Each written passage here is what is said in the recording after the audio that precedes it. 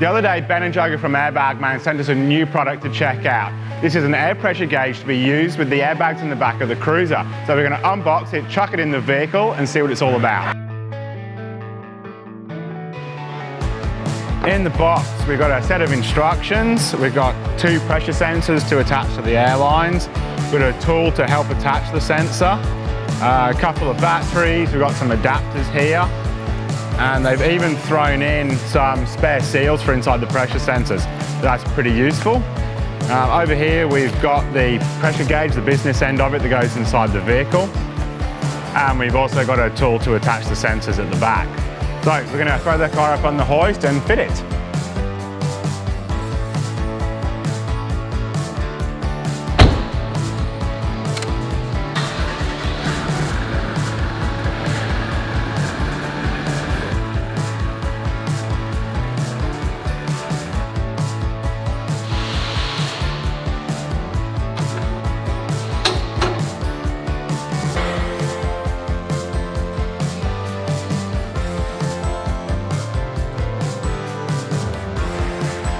There are 2 ways to install the sensor on the back of the vehicle. The first is you attach it to the valve on the back of the vehicle that's already there. The benefit of that is a nice and simple install. However, it means you have to remove it every time you need to inflate your bags. The second method is using a fitting from Airbag Man where we install it in line, which means it's always connected, really easy to use. So now we're going to hook into attaching it to the vehicle.